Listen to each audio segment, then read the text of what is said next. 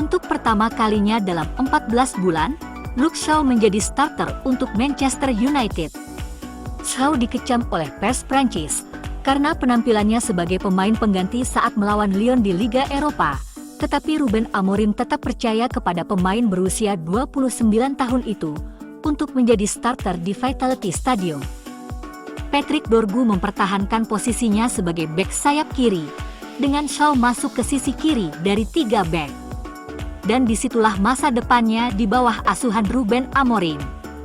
Senang melihat Shaw kembali, dan ia bermain selama 90 menit penuh melawan The Cherries, tetapi penampilannya mengecewakan dan kartu kuning yang tidak perlu di babak kedua, membuat sore harinya berakhir buruk.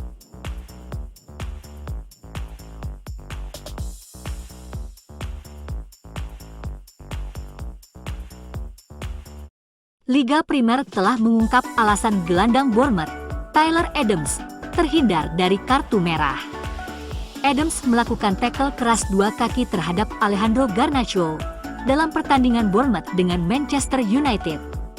Adams tampak melompat untuk menjegal Garnacho dengan kedua kakinya dan menangkap bintang Argentina itu pada menit ke-21 pertandingan di Stadion Vitality pada Minggu sore. Wasit Peter Bankes memberikan kartu kuning kepada pemain Amerika itu, tetapi insiden itu diperiksa oleh VAR John Brooks yang tidak mengarahkan wasit ke monitor. Brooks memutuskan bahwa kartu kuning itu sudah cukup, yang membuat bangku cadangan Man United dan para penggemarnya frustrasi. Brooks menilai tackle itu sembrono dan bukan pelanggaran serius. Sementara itu, sejumlah pecinta bola di media sosial yakin bahwa pemain Amerika itu seharusnya diberi kartu merah.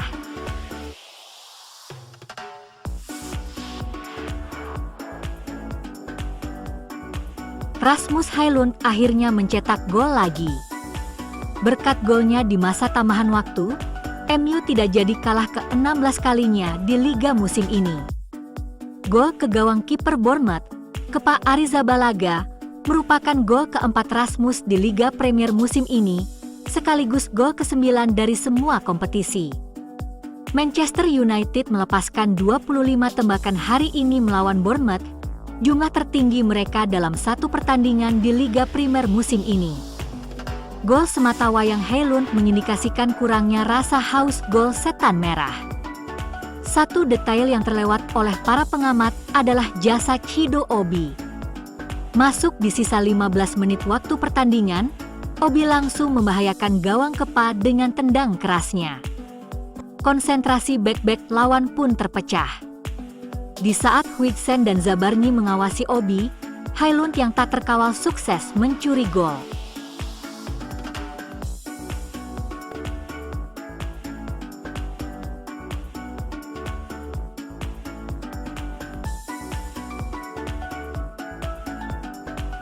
Pelatih Aston Villa, Unai Emery, memberikan kabar terbaru tentang cedera Marcus Rashford setelah pemain pinjaman MU itu absen dalam kekalahan semifinal Piala FA melawan Crystal Palace. Setan Merah mengizinkan Rashford meninggalkan Old Trafford pada akhir jendela transfer Januari. Rashford bergabung dengan Aston Villa dengan status pinjaman hingga akhir musim ini, dan Villans dilaporkan memiliki opsi senilai 40 juta pound untuk mempermanenkan kesepakatan itu pada musim panas. Cedera Rashford bisa membatalkan niat Villa. Rashid tampil gemilang untuk Aston Villa dengan mencetak 4 gol dan 4 assist dalam 17 pertandingan di semua kompetisi. Emery mengonfirmasi setelah pertandingan bahwa Rashford mengalami cedera hamstring yang akan membuatnya absen sampai akhir musim. Penggemar Villa mengkritik Marcus Rashford karena menghadiri pertarungan corner band dengan Chris Eubang Jr. beberapa jam setelah Aston Villa kalah di semifinal Piala FA. Hal itu membenarkan dugaan bahwa dia sudah lama tidak peduli dengan sepak bola.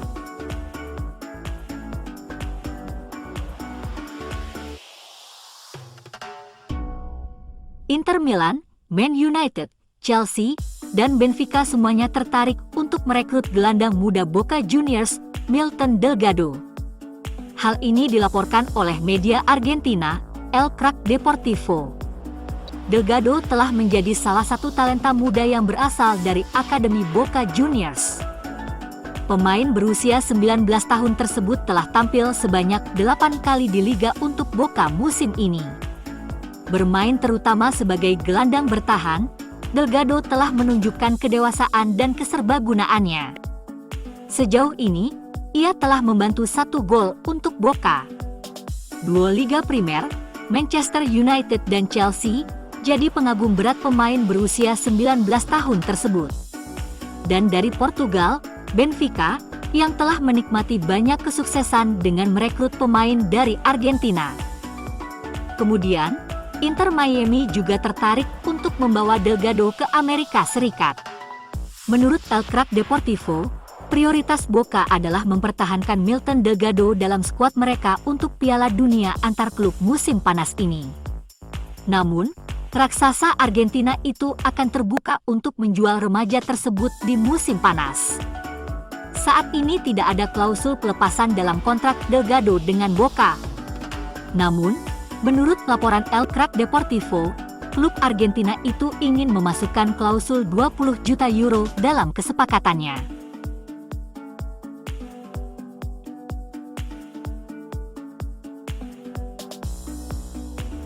Skou Kone adalah salah satu dari beberapa talenta muda yang direkrut Manchester United di bawah asuhan Ineos pada musim panas. Selain 5 pemain yang direkrut untuk tim utama pada musim panas, Ineos juga merekrut beberapa pemain muda berperingkat tinggi dari seluruh dunia, termasuk Chido Obi dari Arsenal. Dia sejak saat itu telah melakukan debut di tim utama di Manchester United musim ini. Di lini tengah, United berupaya merekrut Skou Kone selama berbulan-bulan, sebelum akhirnya menyetujui kesepakatan senilai 1 juta pound untuk membawa bintang berusia 19 tahun itu ke Old Trafford. Kone tampil mengesankan baru-baru ini setelah awalnya mengalami kemunduran karena cedera. Terobosan di tim utama tampaknya tak terelakkan. Tetapi ada 2 sifat yang sedang ia upayakan untuk sementara waktu. Pelatih Akademi Travis Binion mengklaim kebugaran Kone telah meningkat sejak bergabung dengan United pada musim panas. Dia dengan cepat menjadi pemain kunci dalam skuad pengembangan. Sistem 3-4-2-1 Ruben Amorim membutuhkan 2 gelandang pekerja keras untuk menguasai banyak area dan merasa nyaman dalam penguasaan bola. Binion harus mempersiapkan Skou Kone untuk naik ke skuad Amorim, dan ia menjelaskan apa yang sedang dikerjakan gelandang muda itu, yaitu disiplin dan pengambilan keputusan. Kone bekerja sangat keras melalui pelatihan dan dukungan bahasa. Skou Kone bisa menjadi pewaris Casemiro di Man United. Casemiro sangat berpengalaman, tetapi jelas bahwa karirnya sudah memasuki tahun-tahun senja, dan kecepatan sepak bola Liga Primer seringkali terbukti terlalu berat baginya.